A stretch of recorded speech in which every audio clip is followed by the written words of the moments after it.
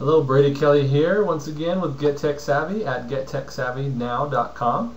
Today we're going to be talking about how to install WordPress. Now I'm actually going to talk about how to install WordPress in most web hosts. So if you already have a web host, most of them have what's called cPanel.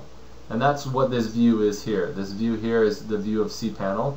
And through cPanel you can actually install WordPress on your site. Okay? So there's going to be a couple of gotchas on this, so just pay attention because I don't want you ruining your site. If you don't feel comfortable doing this, don't do it. Find somebody who knows how to. You can consult me if you'd like to. I can definitely do it very quickly and get you set up there. But please only do this if you feel comfortable doing it, because there is a possibility for you to ruin your website if you're not careful. But I'll show you how easy it is, and if you understand, then it's not going to be a big deal, I promise.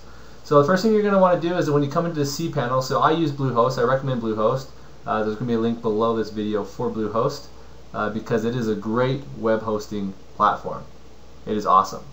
So once you log into your web host, you should be faced with this cPanel here, and you're going to have all sorts of different icons here. What you want to do is you want to go down to the Simple Scripts installation right here. And there should be a WordPress symbol for you to click on. Just go ahead and click on that, and it should load up real quick.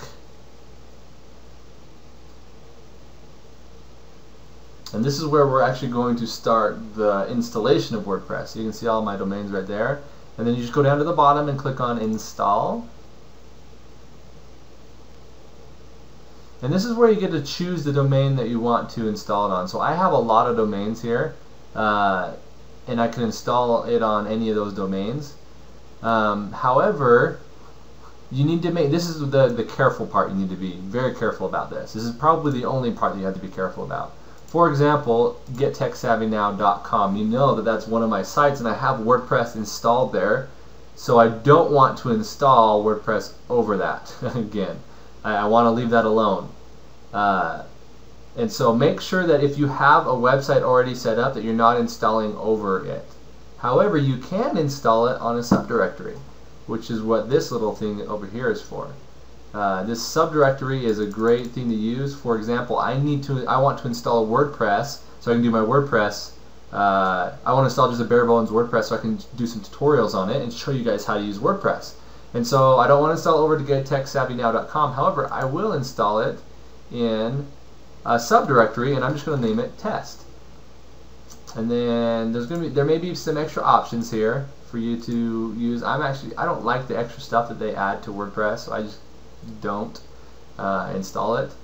And then you just got to agree to the legal information stuff, and then push complete. So make sure that you are installing it on the domain that's empty, or one that you don't care about overriding, or you install it in a subdomain if your main domain is already being used. So if your main website is already being used, you can install it on a subdomain if you'd like.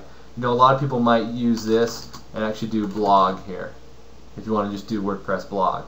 However, I'm going to show you some more advanced techniques. I will show you some, just normal blogging stuff about how WordPress works. However, later on I'm going to show you how WordPress can be a powerful marketing platform, which is great, with some plugins and themes and stuff, and I'll talk to you all about that. So make sure you click you've read terms of service, and then you're just going to go ahead and install. And then it's going to be installing it right here. It may take just a few minutes. So this may be a little bit different. The installation may be a little bit different on your web host if you do not have Bluehost, but most of them will be very similar. They'll be very, very similar. So this is an important page to realize here as well. You need to make sure you look at this, because what is happening here is it's giving you your URL, your website URL, so the gettechsavvynow.com/test, and then also it's going to give the place where you log in. Okay, and then it's going to give you a username and password. Yes, I'm showing you my password, but by the time you're watching this video, I have changed it or have uninstalled WordPress from this domain. So it's not going to matter.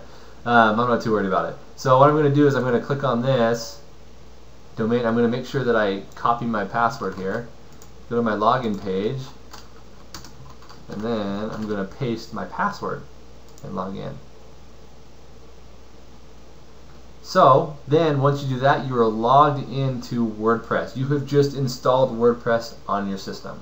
So I just wanted to show you real quick how to make that happen, and in the following videos I'm going to show you, there should be plenty of WordPress videos on how to use WordPress just by itself, and also I'm going to explain the power behind WordPress. And there are some awesome features that you can use to really do some cool stuff on the web. WordPress is a very well supported piece of technology, and there's a lot of developers out there developing just for WordPress, and it's great. So stay tuned and go ahead and watch some of those other videos to get more details on WordPress. Once again, this is Brady Kelly with Get Tech Savvy at gettechsavvynow.com.